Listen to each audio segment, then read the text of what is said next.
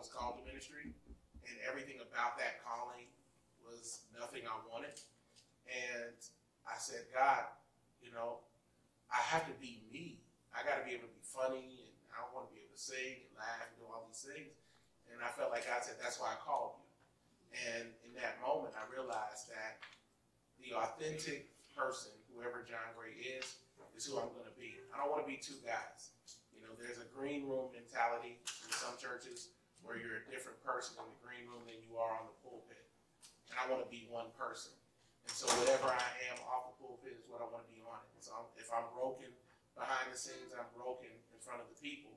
Because this idea, this facade that, you know, faith and religion somehow anesthetizes you to pain and real issues is a lie. And I think people need to see the scars and the flaws in order to understand that it's not men you should be worshiping. It's God you should be worshiping. I think for me, it was important for my wife and I to offer a real picture. And this was the conversation that we had. I said, if we're going to do this, we're not going to turn on nothing. Whatever the cameras catch is what they catch, good or bad. But this is who we are. So it wasn't like we didn't practice. We didn't talk, okay, you going to say this, and then I'm going to be like, no, I can't believe that. You're going to throw some water on me, and then you're going to storm out the room. Whatever you saw is what it was. And I think the vulnerability comes with just being honest about our process. Faith is not perfection. Christianity doesn't make you perfect. The prerequisite to needing a Savior is to be broken and to acknowledge that. So for us, the underlying theme is we're very normal people who believe in a very supernatural God. That's our journey. And if there are lessons that you can learn and glean from that, then great. But I think people connect to brokenness and humanity and process more than perfection and this sense of, I've arrived, let me help you get to where I am. Nobody does that. Nobody wants to be told, you know, how amazing someone else is and how amazing they're not. The thing that makes us, I think, palatable and approachable is that we share our flaws. And that's the way we intend to live our lives. Did I talk too much? No. It was kind of long, but that's good. Sorry. Yeah, I think the key to being able to hit hard is to also immediately validate the other individual. When you don't disrespect where people's starting point is, they'll listen to you. My job is not to point fingers at, it's to lift hands out. We don't do this, we do this, so how can we serve? When you do this to any predator, they know you're not trying to attack.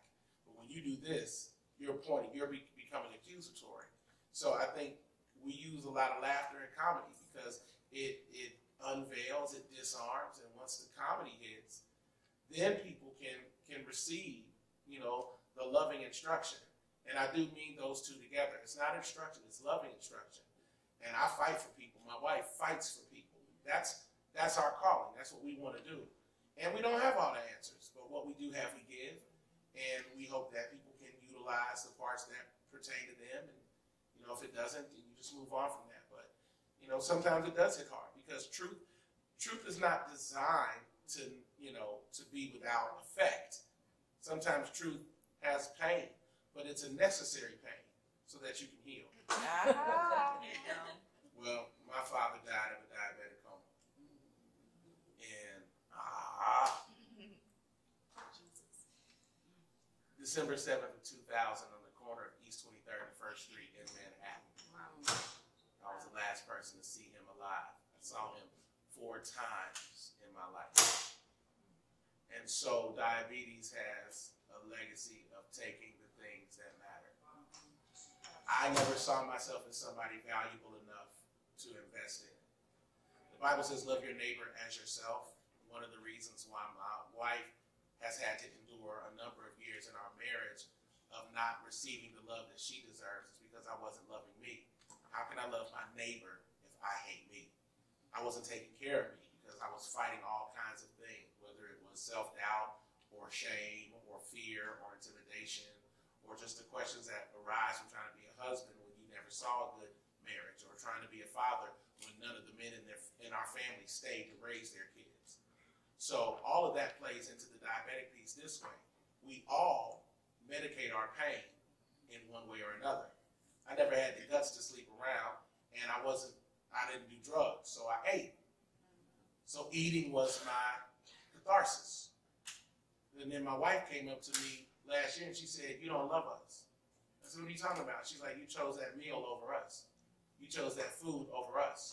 Because if you keep choosing that, you're not going to be here for us." And so now we've got a nutritionist. Now we've got, trainers, and they prepare the meals. And I'm like, "Oh, good, more kale, red peppers, yummy. Oh, vinegar with mother in it, yum." And, and then you run into the restroom 14 times a day, cleaning out your system. So the answer to that is I'm making the necessary changes, but it is incremental because I've been me for 43 years. So it's very hard to turn a ship in a day. But I have a wife that's pushing me and supporting me in that. I feel certain that we are going to instill in our children the values and morals that they are to abide by the rules and regulations of law, authority. I want them to not have a reason to be pulled over. I want them to not have a reason to be stopped. You can look at certain instances such as Trayvon, who was walking home, and others of that nature. Those things are very unfortunate, and they had unforeseen circumstances attached to them. I want our children to understand that, yes, they have to realize that they are Black humans. Unfortunately, we have kind of seen over-policing in many instances. However, every cop, like we were saying in the scene, is not out to get you because of your color. I want them to start off with honor. And hopefully, if somebody does pull them over, that they can disarm them before they want to harm them. So our discussions have been that we want to teach our children in every situation to make sure they are being honorable as best as they can. Make sure you have your license. Make sure you have your registration. Make sure the tail light is up to date. Make sure there's no reason to be pulled over for not following the law. But then if you were pulled over and it was done unjustly, the way you talk, the way you are presenting yourself, hands out, just a welcoming heart. If the officer is snapping at you and you want to get an attitude, you want to go right off because I can, so I know they get it honest. What is it? What can I do to make you okay with me? You know what I'm saying? We're going to try our best to instill in them the proper values so they have no fear, because we're teaching them to be honoring Christian household, knowing that they have authority and dominion, and that they are to pray in every situation. So if they are being pulled over, they're going to pray to God that God's going to protect them in that moment. And we're just going to believe God for that they'll be fine. I think to add to that, though, the truth is even if you do everything right, you can still get killed. And it's happened. And those are the things that are out of our control. Just offering their best chance at it. Yeah.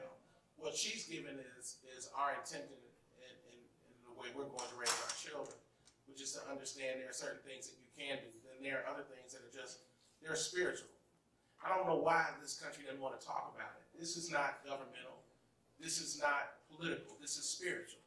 The spirit of this nation is broken, and it's rooted at the foundation of it. So there's a power issue. There's a race issue because there's a spirit issue. So when you're pulled over and you're me and you've done nothing wrong, but your heart is beating fast because you know that he could kill you and actually say anything. And most likely, 98% of the time, he won't be tried. It won't even go to trial. And so there are just some things that we have to deal with. But the way we handle it is by saying, if I don't give it to God, I'll lose my mind. So I need you to hear that. I understand what you're saying. Whether it's Trayvon, who I still don't understand how you can walk away from it. He was walking, and he was profiled by a person who was not a cop or an authority. In his mind, maybe he's thinking this guy's trying to kidnap him. Nobody's saying this. Like, he's approaching this guy because this guy's following him. So he doesn't know who he is. None of this was brought up in trial. None of this was done properly. But his life was not valued at the beginning. You understand? They always victimize the victim. Even the young man, the lady in Cincinnati, my hometown, the little boy was in the gorilla pit. Everybody got angry for Harambe and weren't worried about the baby. And they pulled up the father's police record. Which and he wasn't even at the zoo. So any way to victimize black manhood, because black manhood is extremely, it causes great fear. It's the fear of black male sexuality, black male dominance, alpha male. It's been that way since the days of slavery. And those things are spiritual. That's why I'm saying what you're saying is institutional, but it doesn't start there. It starts at the spiritual realm. This is my belief. So our kids have to have a spiritual foundation to understand you're not dealing with a cop, you're dealing with a spirit. And you got to neutralize the spirit so you can get out of there. Yeah. So that's where I'm at with it. Literally, it's prayer for everything, because that's our belief. We're Christians first, we're Christ followers. So we are supposed to train up the child in the way that they should go. We're praying about who the children are that God is trusting us with. So we're trying to learn who our children are so we can help them navigate their purpose and what God has for them. So in all things, I feel like everything, like my husband said, is a spiritual thing. We're walking this thing out. We're asking. We can walk out there right now in the car hits and that's it. We did nothing, but it just could possibly happen. So for our children, we want them to be really sure of who they are, whose they are, where they came from, and make sure they're treating everybody right in the process. So when things like this come up, they can pull on their spirituality. They can pray before they get in the car. They can pray before they walk into the school and encounter somebody that doesn't look like them. And if they don't like them, they can try to meet them in the middle, like my husband was talking about yesterday. We're these advocates for breaking down cultural barriers and breaking down, if you believe this way and I believe that way, let's respect one another enough to dwell together in this country, in this environment that we're all in. So reducing the tension, we're teaching our children to be advocates for life and respect for each other's lives, or everybody's life, and everybody's life matters. I said it. That's what they chose in the clips for me to say, and we live by that. That's what we stand on. Even if you don't believe like us, what you feel and what you believe matters just as much as what we feel and what we believe matters. However, when you are trying to get somebody to see your point of view, you don't place a negative connotation over what they feel or what they believe. So that's what we're going to do. We're going to make sure that our children are inviting, and that hopefully their personalities and their love for God they will see a shining light beaming, and they will be able to surround themselves with protection from God in everything. Wow. Balance, I feel like, is something that you have to pray for. I am well aware of my first position, and that is to God first, then to my husband, then to my kids, and then to the church, and then to everybody else. So I'm very sure of the order and the priority. And from there, I ask the Lord for strength to figure out what it is that I need to place my focus on as we navigate work life, home life, school, church. For John, who is a lot by himself with no kids, yes, literally, it takes much prayer, and I know I say that a lot. It takes much prayer, but the very practical aspects are to make sure that I'm writing everything out so that I'm not missing anything. And we do have help, but we have to oversee this thing, the big picture. Like, God, is this a good opportunity or is this a God opportunity? We can't say yes to everything. So if we feel like it's a God-led thing, we'll run for it, we'll make it work.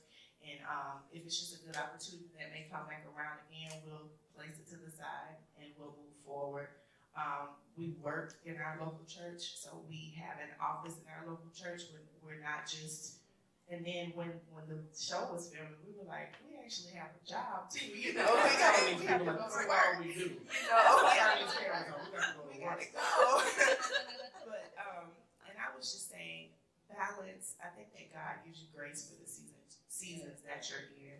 So balance can sometimes be an illusion. God gives you the balance you need for the season you're in. I don't think there is a such thing as perfect balance for anybody. I feel like whatever you're walking through at the time, you ought to pray to God and ask Him to help you arrange your life so that He's getting glory and that you're doing everything that your life's purpose was called to do. I need to add a caveat to this because No, you don't. I watched her. I'm gonna let you live because we're in front of these nice people. Look at him. I didn't give my wife the level of honor that was deserving of all the roles she played because I didn't understand what it took. Because I'm me. I was never a woman. Right. Never been one. I won't be one. But not only is she a mother, but she gave me 2 children in 11 months. My children are 11 months apart. So she was basically pregnant for 2 years without any break to her body. In the middle of that, she moved 8 months pregnant to a new city on faith because I believed I heard God, leaving her OBGYN and her primary care physician in 8 months on faith. This is a woman that stepped away from her career in the healthcare field to run this ministry full time, laid down her dreams for me. I want to make it real clear that what she's saying right now is nice, but I need to make it incredibly clear the level of beauty, power, sacrifice that's sitting over here. I'm not here if she hadn't been who she's been. I don't have a legacy if she didn't give what she gave. I don't have a ministry. I'm not where I am if she hadn't been there. She's been the hands and the feet and the stability behind it. So when you talk about roles, she's been everything. And it wasn't until recently that I woke up and realized what the heck it is God blessed me with. And so I want to make that abundantly clear to you that she didn't have anything called balance. She sacrificed herself for me and for our family. And that deserves every place of honor. That's why she gets whatever she wants. She gets to sleep with the boss. She gets to go shopping. You know what I'm saying? She is deserving of every place of honor. And that's not window dressing for a press conference. It's what I truly believe. I want to give her honor in front of you. Oh, believe they that. did. All right. Thank you. But I was willing because I know my position. You know what I'm saying? And I was fine with the arrangement of how God had orchestrated my life. This is the person who I was called to walk with. These are the destiny steps to the fulfillment of the glory of God. And so therefore, my degrees and all of that, that's fine. But what I'm doing right now is what the Lord wants me to do. Amen. Service.